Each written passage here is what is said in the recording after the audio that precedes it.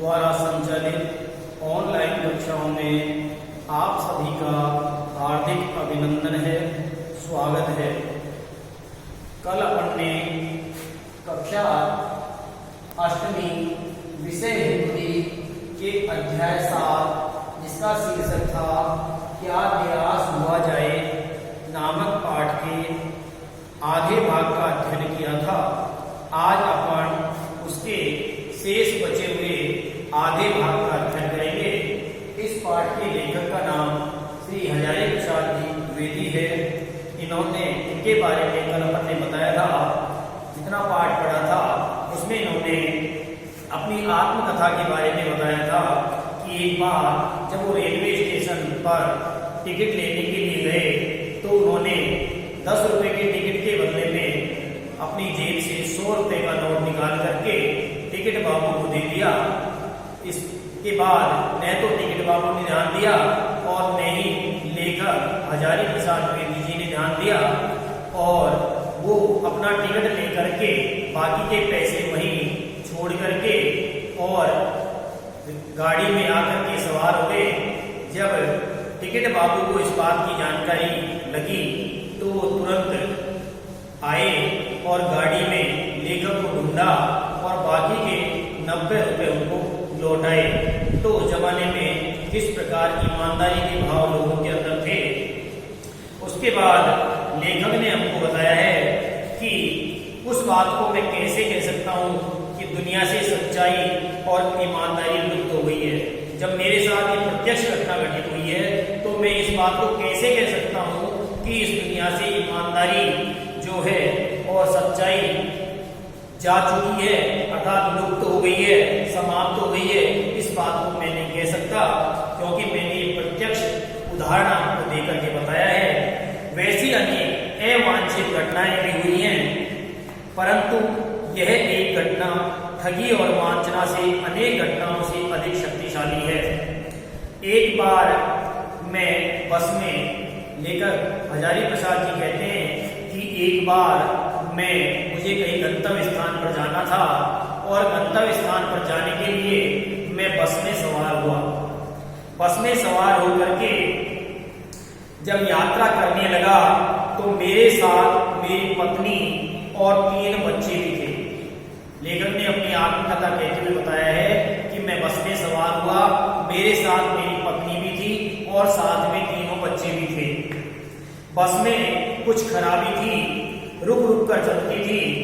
गंतव्य से कोई 8 किलोमीटर पहले ही जहां हमें गंतव्य स्थान पर पहुंचना था, उस स्थान पर बस पहुंचने से लगभग 8-10 किलोमीटर पहले ही एक निर्जन सुनसान स्थान में बस ने जवाब दे दिया। अर्थात बस वहां गंतव्य स्थान पर पहुंचने से पहले ही रास्ते में ही, मार्ग में ही कुछ खराबी हो जाने के कारण खड़ी हो गई, आगे चल नहीं पाई। रात के कोई 10 बज रहे होंगे उस समय जब बस खराब हुई तो लगभग रात्रि के 10 बजे का समय था। बस में यात्री घबरा गए, जो बस में यात्री सवार थे उनके मन में घबराहट हुई, डर गए। कंडक्टर उतर गया, बस का जो कंडक्टर था वो बस से नीचे उतर गया और एक साइकिल लेकर के चलता बना, वहां से रवाना हो गया। लोगों को संदेह हो गया ये देख करके कि कंडक्टर हमसे बिना कुछ कहे ही साइकिल लेकर के यहाँ से जा चुका है, रवाना हो गया है। ये देख करके लोगों के मन में जो सवारियां थी उनके मन में संदेह हो गया कि हमें धोखा दिया जा रहा है, कि अब हमारे साथ कोई अनहोनी घटना घटित होने वाली है। बस में बैठे लोगों ने तरह तरह की बातें शुरू कर दी। कोई क्या कहता, कोई क्या कहता, जिसके मन में जो बात आती वही अपने मन की बात दूसरे के सामने रखता। किसी ने कहा यहाँ डकैती होती है, इस स्थान पर अधिकतर बसों में डाका डाला जाता है, डाकू यहाँ पर बस को लूट लेते हैं। 2 दिन पहले इसी तरह एक बस को लूटा गया था, जैसे आज हमारी बस खड़ी हो गई है उसी प्रकार 2 दिन पहले भी इसी स्थान पर एक बस को लूटा गया है। परिवार सहित अकेला मैं ही था, बाकी सवारियां जो थी उनके साथ उनकी बीवी और बच्चे नहीं थे, केवल मैं अकेला ही परिवार के साथ था। बच्चे पानी पानी चिल्ला रहे थे, प्यास लगी थी इसलिए बच्चे बार बार पानी की मांग कर रहे थे। पानी का कहीं ठिकाना नहीं था, लेकिन उस स्थान पर कहीं दिखाई नहीं दे रहा था। ऊपर से आदमियों का डर समा गया था। ऊपर से जो आदमी बार बार कह रहे थे उससे मन में भय और भी अधिक व्याप्त हो गया था। कुछ नौजवानों ने ड्राइवर को पकड़ करके, कुछ नौजवानों ने, कंडक्टर तो साइकिल लेकर रवाना हो गया बिना कुछ कहे, लेकिन कुछ लोगों ने मिलकर के, जो ड्राइवर था, लोगों ने सोचा ये भी चकमा दे करके इधर उधर भाग जाएगा, इसलिए कुछ लोगों ने ड्राइवर को पकड़ करके मारने पीटने का हिसाब बना लिया कि इसको मारना पीटना शुरू कर दो। ड्राइवर के चेहरे पर हवाइयां उड़ने लगी, घबरा गया ड्राइवर। लोगों ने उसे पकड़ लिया। वह बड़े कातर ढंग से, दीन स्वर से मेरी ओर देखने लगा और बोला, हम लोग बस का कोई उपाय कर रहे हैं कि हम कोई गलत कार्य नहीं कर रहे, हम तो बस को ठीक करने का कोई प्रबंध या उपाय कर रहे हैं, ये लोग हमें मारेंगे। डर तो मेरे मन में भी था, लेकिन हजारी प्रसाद जी द्विवेदी ने कहा कि डर तो मेरे मन में भी था, पर उसकी कातर मुद्रा को देखकर, मुद्रा मानी दृष्टि को, उसके चेहरे को देख करके मैंने यात्रियों को समझाया कि इसको मारना उपयुक्त नहीं है, ठीक नहीं है, मारने से कोई अच्छा होने वाला भी नहीं है। परंतु यात्री इतने घबरा गए थे कि मेरी बात सुनने को तैयार नहीं हुए। कहने लगे, इसकी बातों में मत आइए साहब, धोखा दे रहा है, ये हमको धोखा दे रहा है, इसकी बातों में आने की कोई आवश्यकता नहीं है। कंडक्टर को पहले ही डाकुओं के यहाँ भेज दिया है, इसने कंडक्टर को पहले ही डाकुओं को बुलाने के लिए साइकिल लेकर के रवाना कर दिया है। मैं भी बहुत भयभीत था इस बात को सुनकर के, लेखक भी बड़े भयभीत हो गए, परंतु ड्राइवर को किसी तरह मारपीट से उन्होंने बचा लिया। 1.5 घंटे 2 घंटे बीत गए, लगभग 1.5 घंटा 2 घंटे बीत गए। मेरे बच्चे भोजन और पानी के लिए व्याकुल थे, दुखी हो रहे थे। मेरी और पत्नी की हालत बहुत बुरी थी। लोगों ने ड्राइवर को मारा तो नहीं, पर उसे बस से उतार कर एक जगह घेर करके रख लिया, अर्थात उसको बीच में ले लिया और चारों तरफ बाकी की जो सवारियां थी उन्होंने उसको चारों तरफ से घेर लिया। कोई भी घटना होती है तो पहले ड्राइवर को समाप्त कर देना उन्हें उचित जान पड़ा। यदि अपने साथ कोई भी घटना घटित होगी तो सबसे पहले कम से कम अपन इस ड्राइवर को मार ही देंगे, ये सोचकर कि उन्होंने उसको चारों तरफ से घेर लिया।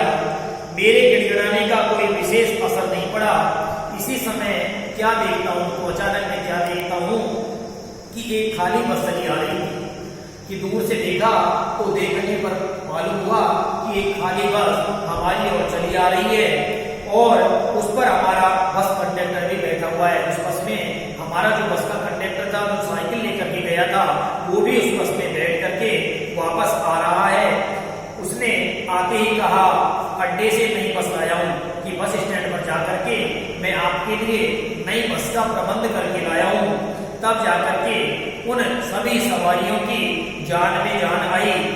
बस पर बैठ जाइए। उस नई बस में जो लेकर आया उसमें सभी आदमियों को सवार किया। वह बस चलाने लायक नहीं है, ये बस तो खराब हो चुकी है, अब ये चलने वाली नहीं है। फिर मेरे पास एक लोटे में पानी और थोड़ा दूध लेकर आया और फिर वही कंडक्टर मेरे पास एक लोटे में पानी और थोड़ा दूध लेकर के आया और बोला, पंडित जी, क्या बोला, पंडित जी, बच्चों का रोना मुझसे देखा नहीं गया कि आपके बच्चों का जो रोना है वो मुझसे सहन नहीं हुआ, मुझसे देखा नहीं गया। वहीं पर जहां मैं बस स्टैंड पर गया था बस लेने के लिए, वहीं पर मुझे दूध मिल गया है, इसलिए थोड़ा दूध मैं ले आया हूँ। यात्रियों में फिर जान आई। ये बात सुन करके यात्रियों के शरीर में मानो जान लौट आई। सबने उसे धन्यवाद दिया, ड्राइवर से माफी मांगी और 12 बजे से पहले ही सब लोग बस अड्डे पर पहुंच गए। कैसे कहूं कि मनुष्यता एकदम समाप्त हो गई है। अब जब इतनी घटनाएं मेरे साथ घट चुकी हैं तो मैं इस बात को कैसे कह सकता हूं कि आजकल लोगों के मन में मानवता नहीं रही है, अर्थात इस बात को मैं कदापि नहीं कह सकता। कैसे कहूं कि लोगों में दया माया रह नहीं गई है। जीवन में जाने कितनी ऐसी घटनाएं हुई हैं जिन्हें मैं भूल नहीं सकता। मेरे जीवन में न जाने कितनी ऐसी घटनाएं घटी हुई हैं जिनको मैं कदापि अपने जीवन में भुला नहीं सकता। ठगा भी गया हूँ, कई बार मैं ठगी का शिकार भी हुआ हूँ, लोगों के द्वारा ठगा भी गया हूँ, धोखा भी मैंने बहुत खाया है, परंतु बहुत कम स्थानों पर विश्वासघात नाम की चीज मिलती है। लेकिन बहुत कम ऐसे स्थान हैं जहां पर लोगों के साथ में विश्वासघात किया जाता है। केवल उन्हीं बातों का हिसाब रखो जिसमें धोखा खाया है तो जीवन कष्टकर हो जाएगा। केवल उसी बातों के बारे में हम जीवन भर सोचते रहेंगे जिन बातों से हमारे जीवन में हमें धोखा मिला है, तो हमारा जीवन बड़ा ही दुखी हो जाएगा, कष्टों से युक्त हो जाएगा। परंतु ऐसी घटनाएं भी बहुत कम नहीं है, लेकिन हमारे जीवन में ऐसी घटनाएं भी बहुत कम नहीं है जब लोगों ने बेकारण हमारी सहायता की है, बिना किसी कारण के अनजान होते हुए भी जीवन में हमारी सहायता की है। निराश मन को ढांढस दिया है। ढांढस का अर्थ होता है धैर्य।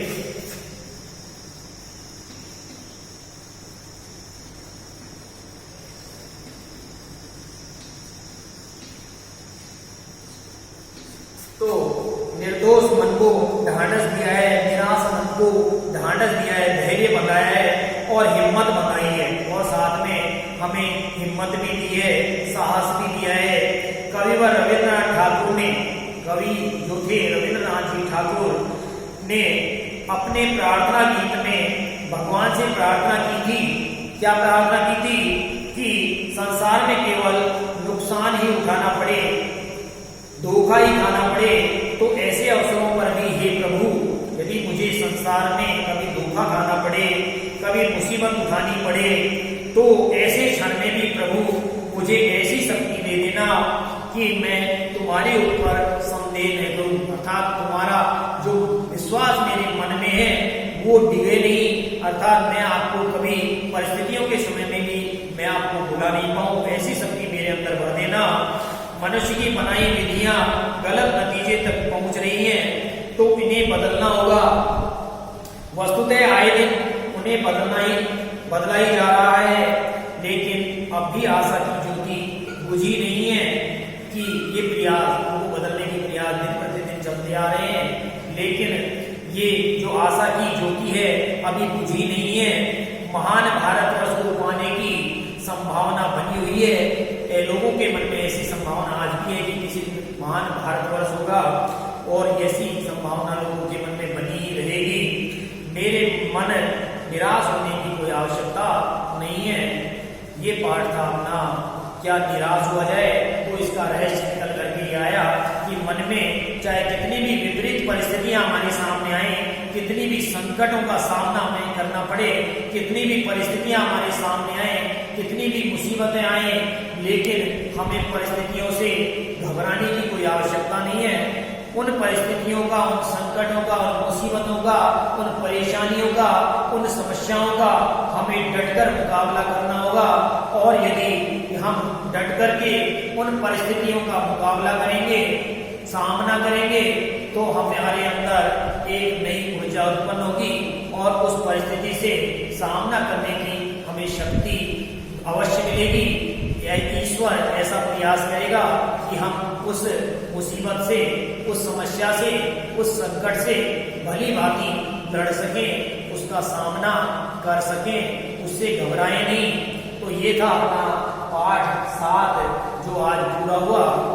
तो आपको इस पाठ के शब्दार्थ करने हैं, और शब्दार्थ के बाद में कल अपन इस पाठ के अभ्यास